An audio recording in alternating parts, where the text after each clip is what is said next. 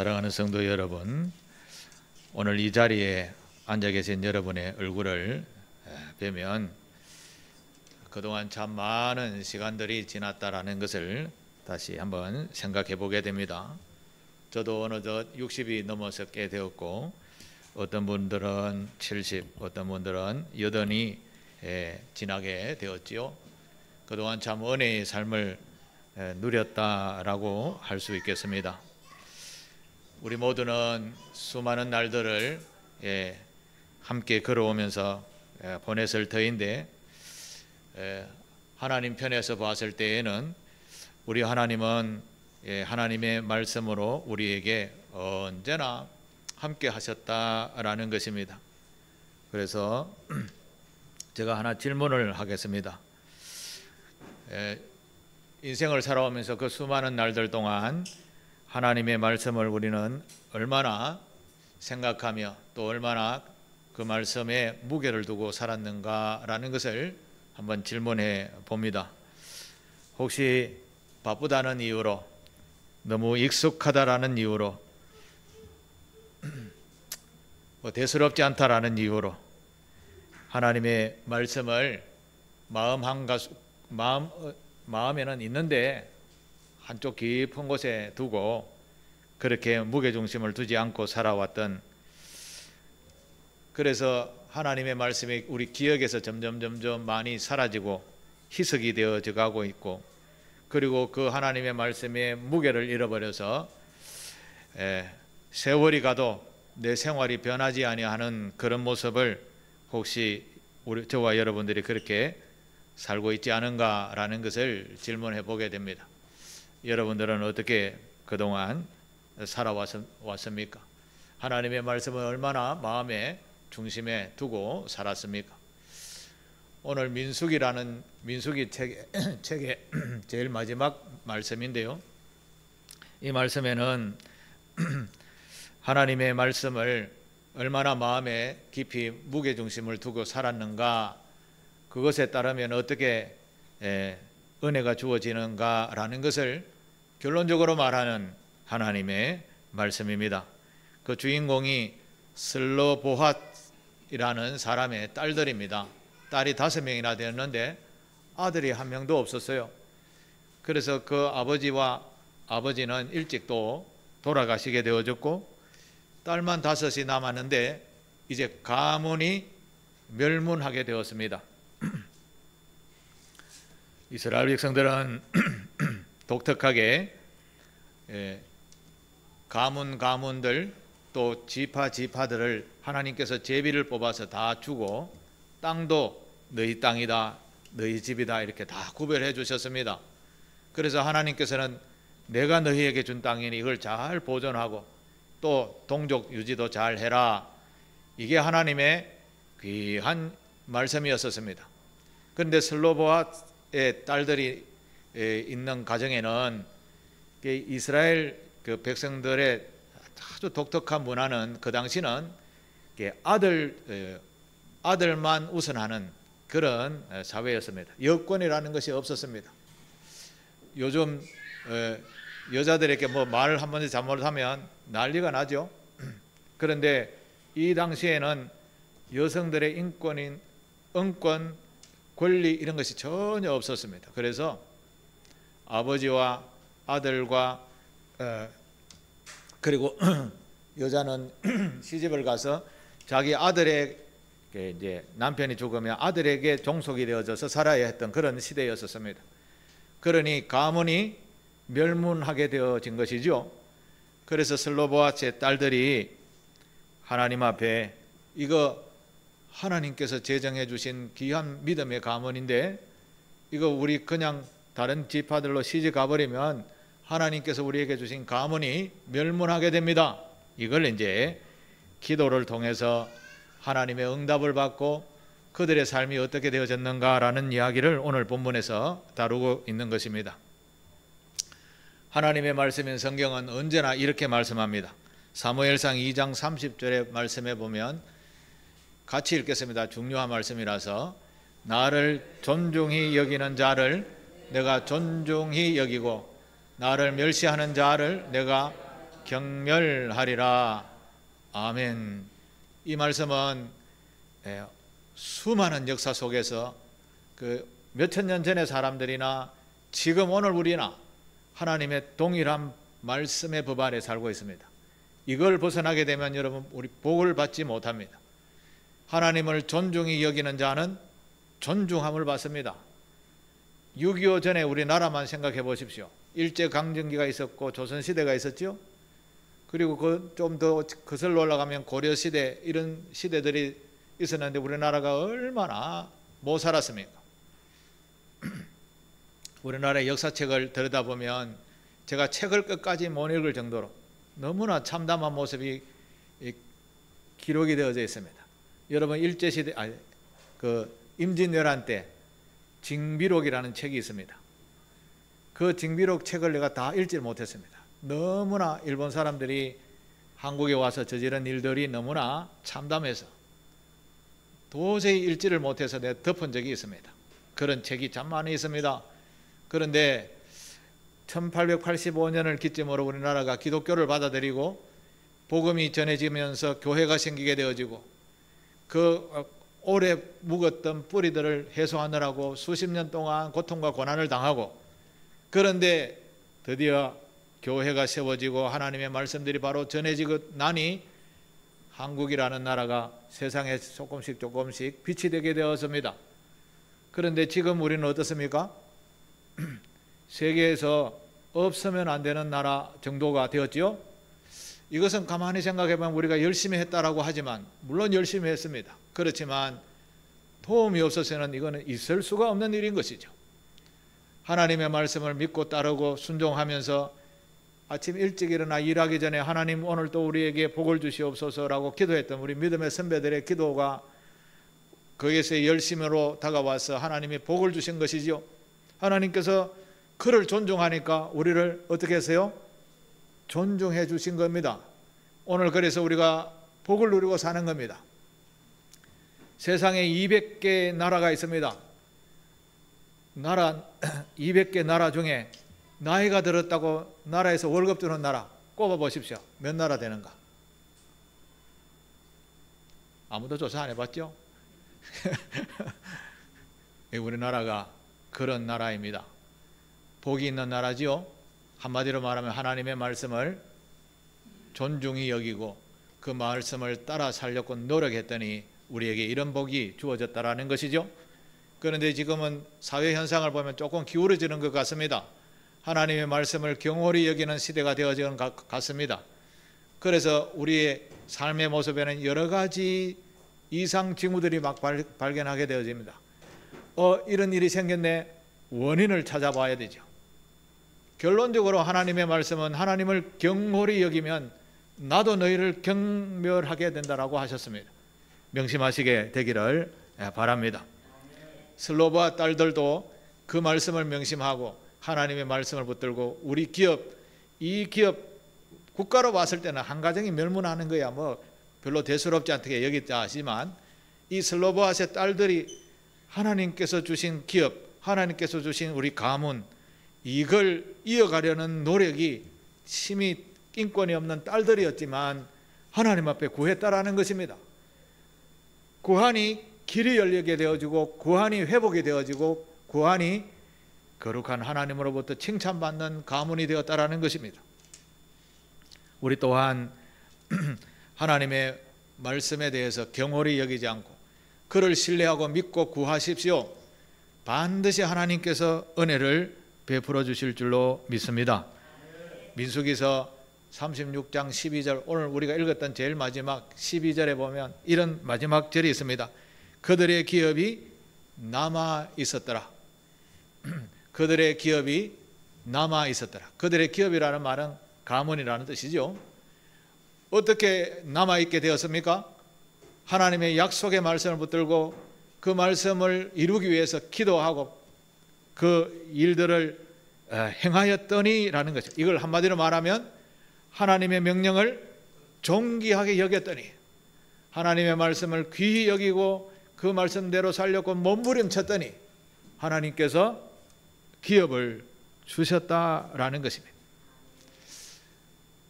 우리의 모든 가정들마다 가문들이 다 있죠. 가문들이 다 건강하고 복된 삶을 살아가는 그런 가문들이 되시기를 축복합니다. 그렇지만 창조자이신 하나님을 제대로 경외하는 가문이 되었을 때에는 후손들에게 그 놀라운 축복이 더하여 간다는 사실은 성경에서 우리에게 누누이 가르쳐 주고 있습니다. 그것은 오늘 우리가 실제적으로 경험하고 있는 것이죠. 그래서 말씀 안에 사는 소중한 성도들이 될 때 아주 좋은 신앙의 유산도 남겨지게 될 줄로 믿습니다. 슬로보아 여인들이 이 신앙의 유산을 붙들고 기업을 남게 되었던 것처럼 역사 속에 보면 많은 신앙의 유산들을 가진 사람들이 많습니다. 제가 성경에 나오는 인물을 두 분을 소개하겠습니다.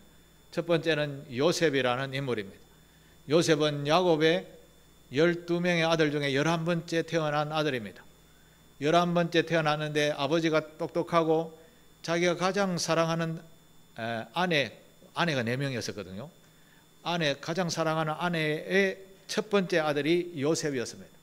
그러니까 12명의 아들, 그러니까 11번째, 12번째가 가장 사랑하는 아내의 라헬의 소생이었는데 이 베냐민, 자기 요셉과 베냐민 둘이만 야곱 아버지가 편애하고 10명의 형제들이 편애하는 것을 보니까 속이 뒤집어진 거죠.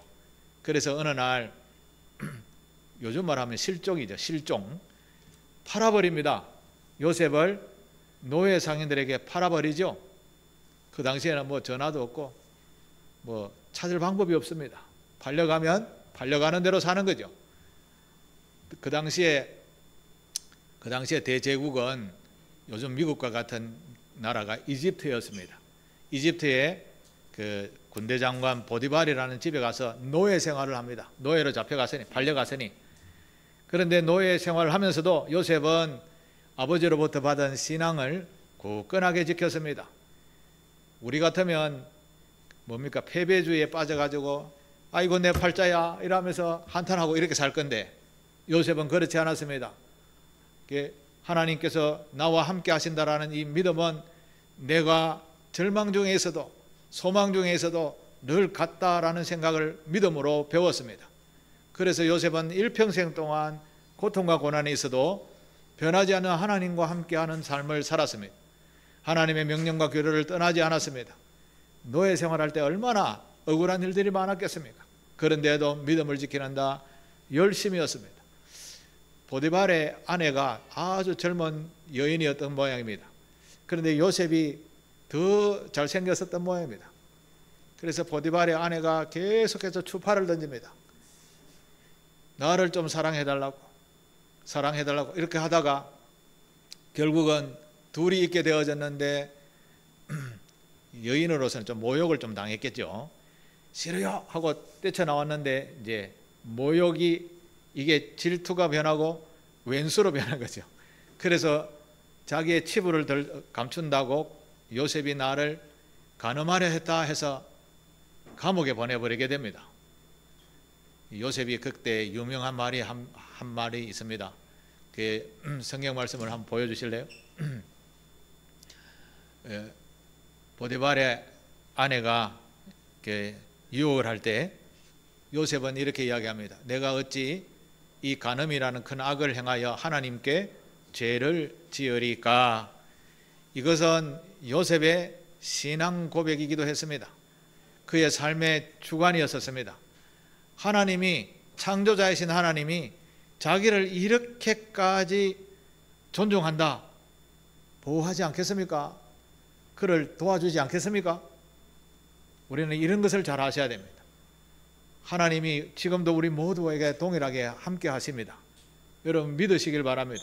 하나님이 목사만 사랑한다, 절대 그런 것이 아닙니다.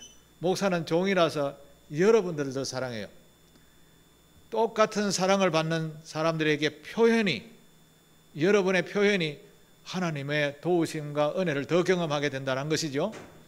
요셉이 이런 상황 속에서, 절망이죠. 상황 속에서 하나님께 이런 고백을 하니 하나님이 그를 그냥 두시겠습니까? 몸은 감옥에 갔습니다. 감옥에 가서도 대우를 잘 받게 만듭니다. 그곳에서도 충실하게 사니까 하나님께서 그에게 주신 꿈 해몽의 은사로 갑자기 애굽의 국무총리 자리에 오르게 됩니다. 그 이야기는 장황하니까 간단하게 설명하면, 애굽의 왕이, 애굽은 왕을 페로라고 하죠. 바로라고 하는, 성경에는 바로라고 하는데, 애굽의 바로가 꿈을 꾸었는데 7년은 풍년 꿈, 7년은 재난 꿈이었습니다. 요걸 해석을 착 해주고 이렇게 하십시오라고 하니까 애굽의 바로가 봤을 때에는 네가 제일 적임자네, 이래서 감옥에 있는 요셉을 국무총리에 올리게 되는 거예요. 그러니까 왕 밑에 국무총리죠. 대단한 권력자가 되게 된 것입니다. 결론적으로는 하나님이 그를 붙드셨고, 또 요셉은 그를, 하나님을 경외했더니 하나님이 순간에 준비되었을 때 사용하시게 되는 것이죠. 준비되지 않은 일꾼은 사용하기가 좀 어렵지만, 그러나 준비될 때까지는 고난이 있어도 인내하고 참고 믿음을 잘 지키면 하나님은 반드시 우리에게 놀라운 축복을 주신다라는 말씀인 것이죠. 요셉이 이제 나이가 들어 죽을 때가 되었습니다. 유언을 합니다. 창세기 50장 25절에 보면 이런 유언을 합니다. 하나님이 반드시 당신을 돌보시리니, 여기서 당신이라는 말은 자기의 자손들입니다. 머나세와 에브라임 이런 자손들입니다. 하나님이 반드시 너희들을 보호와 돌보시리니 너희들은 여기서 내 해골을 메고 올라가겠다 해라. 그러니까 이스라엘 땅으로 갈 때 나의 시신도 들고 가서 그곳에서 묻어달라. 결국 요셉은 꿈이 어디에 있었습니까? 고향으로 돌아가는 꿈이 늘 있었던 것이죠. 하나님께서 정하여 놓은 가나안 땅을 가는 그런 꿈을 가지고 살았던 것입니다. 그래서 내가 죽어도 그곳에 가서 묻히게 해달라. 여러분, 하나님을 믿는 정체성이 이 정도는 있어야 되는 겁니다. 하나님을 존중하면 반드시 우리를 존중하십니다. 그런 복이 있게 되기를 바랍니다. 또 한 사람을 더 소개하면, 이분은 전쟁터에서 포로로 잡혀가신 분입니다. BC 605년에 바벨론이라는 나라가 아수르를 점령했습니다.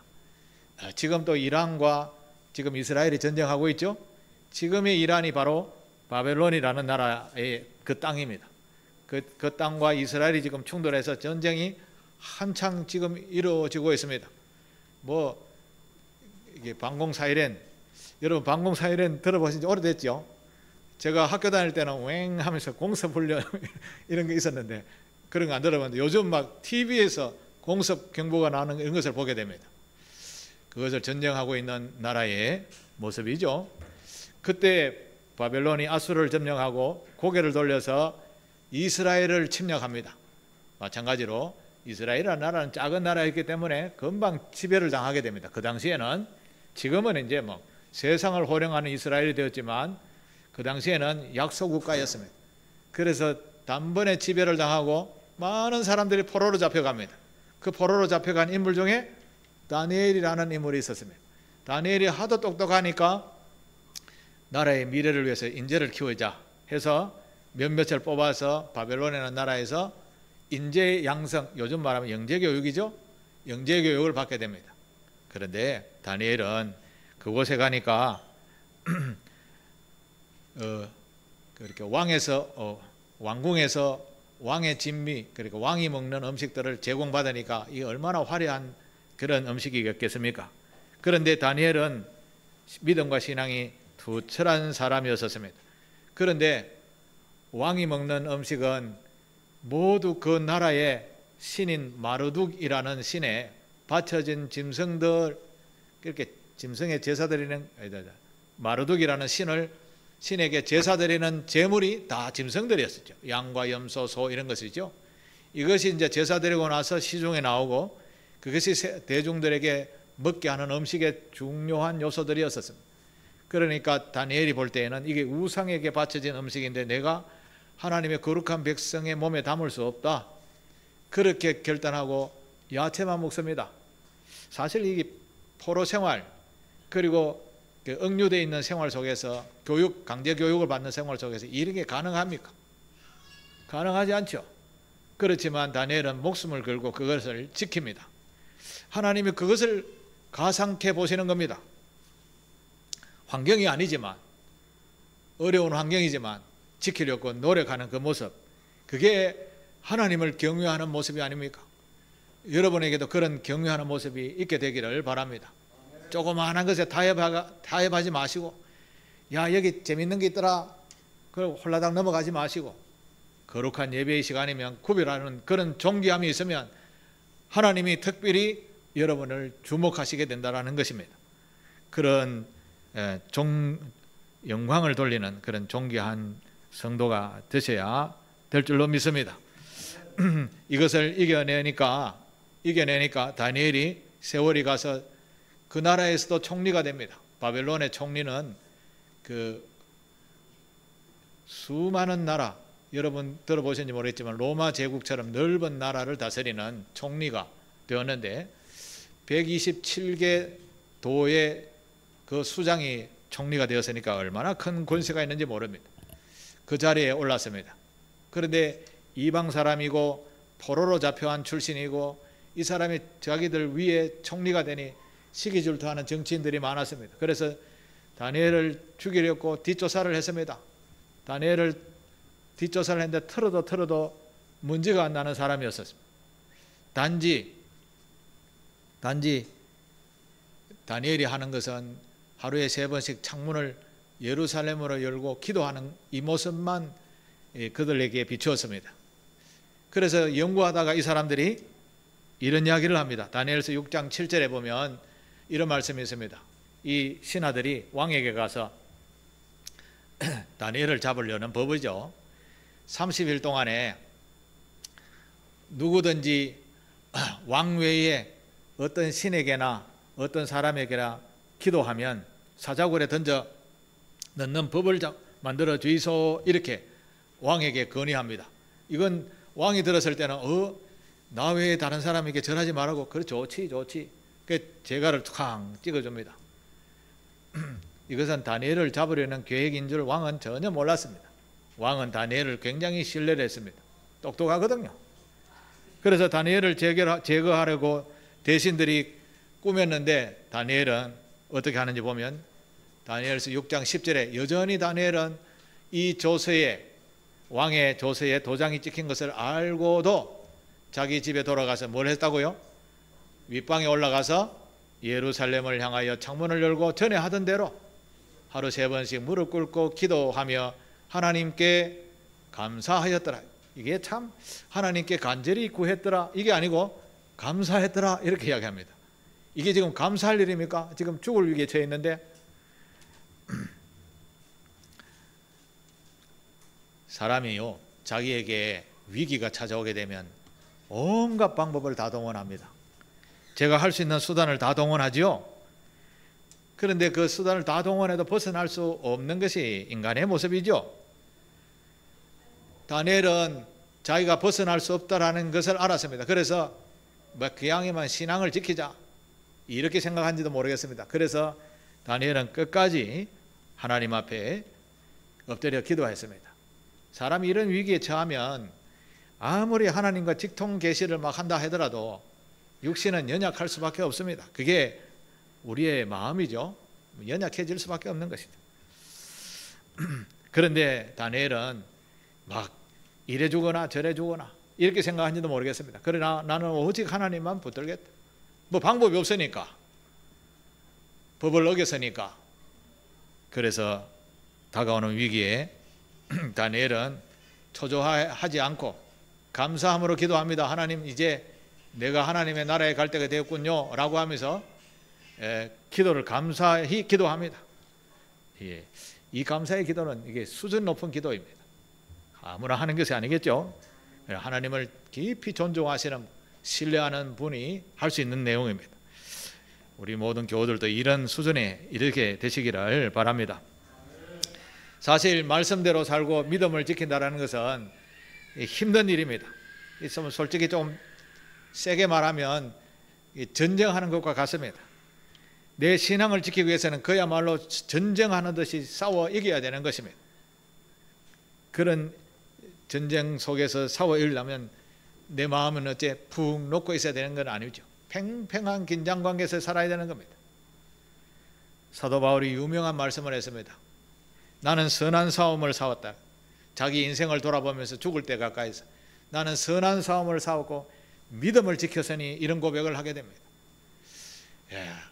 과연 이런 위대한 선지자가 우리에게도 이래 나와야 되는데 이게 우리가 너무나 연약하기 때문에 지켜나가기 어려운 것이죠. 그래서 우리는 하나님의 도우심을 받아야 되는 거예요. 기도하셔야 되는 것입니다. 기도하면 하나님께서 도와주시는 것입니다. 그래서 다니엘은 신하들의 괴락에 빠져서 이제 죽을 위기에 당했고 법을 어겼으니 붙잡혀 가가지고 왕이 다니엘을 죽이려는 이들의 계획이었구나 그때서야 알게 되는 겁니다. 그러나 어쩝니까? 자기가 직인을 찍어놨으니 다니엘이 사자굴에 던져드립니다. 사자굴에 들어가서 다니엘이 어떻게 되었는가 그 이야기는 나중에 성경책에서 찾아보시죠. 아주 재미있습니다. 결국은 다니엘이 안 죽고 다니엘을 꼬드겼던 사람들, 죽이려고 했던 사람 대신들이 다 사자굴에 가서 반찬이 되었다고 합니다. 하나님을 신뢰하면 하나님이 극적인 상황 속에서도 도와주시는 것입니다.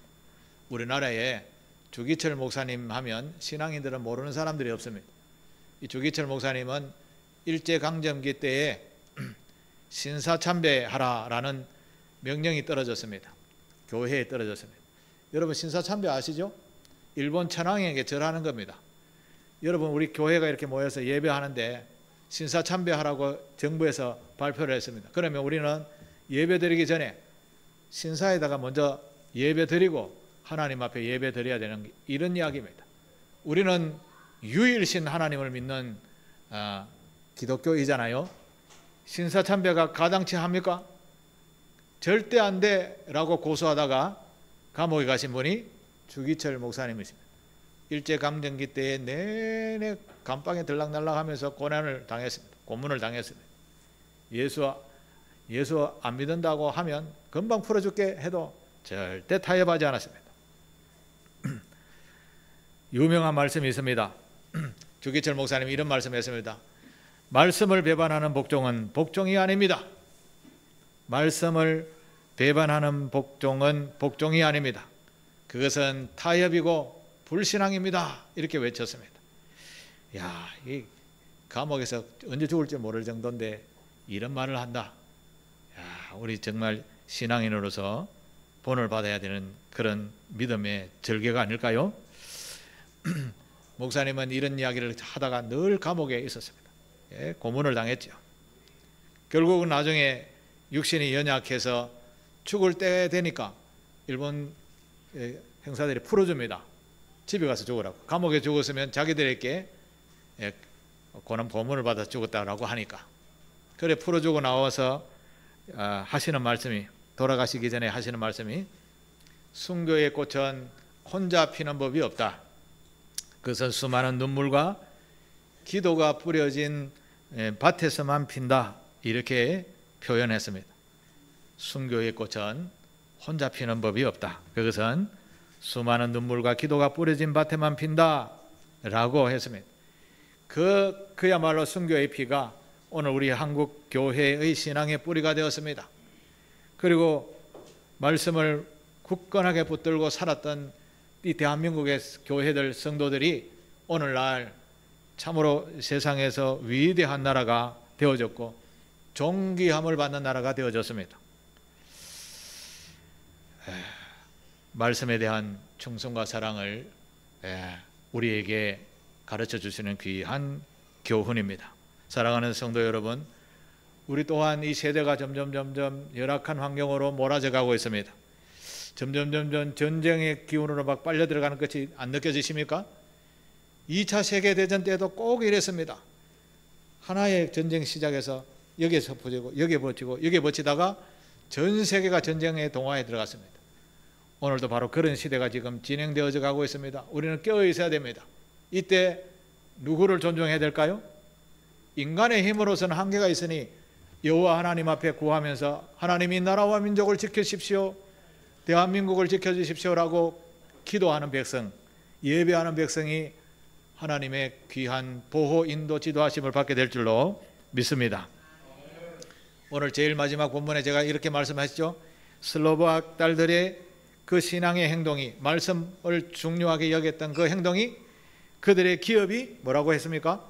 남아 있었더라 라고 했죠. 그들의 기업이 남아 있었더라.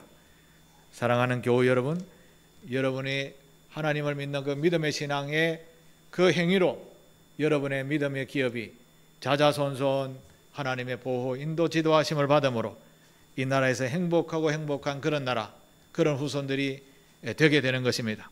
그 모든 이유는 하나님을 경외하는 겁니다. 저와 여러분들 오늘 또 하나님 앞에 나와서 예배를 드리지만 진실로 하나님 앞에 마음을 내어놓고 경배하는 삶, 예배 때만 아니라 일상의 때도 하나님을 존중하는 믿음과 신앙을 가진 그 신앙, 그것으로 하나님이 귀함을 여기시고 우리에게 존귀한 은혜를 베풀어 주실 줄로 믿습니다. 우리가 그 길을 이제 이어가려 할 때입니다.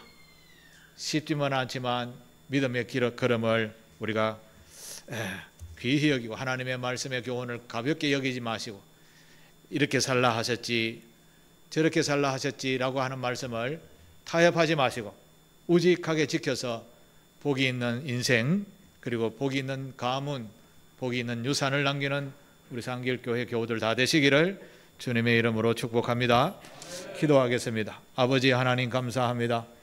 부족하고 연약한 저희들이지만 세상에 여러 가지 풍파 풍조들이 우리에게 다가오지만 아버지 하나님의 말씀을 존귀히 여긴 자의 삶이 어떠하다라는 교훈을 우리에게 가르쳐 주셨습니다. 아버지 하나님, 하나님을 존귀히 여기며 우리 또한 존귀함을 받는 그런 상길교회 교우들 다 되게 하나님의 말씀을 최우선순위에 두고 살아가게 하옵소서. 예수님의 이름으로 기도드리옵나이다. 아멘.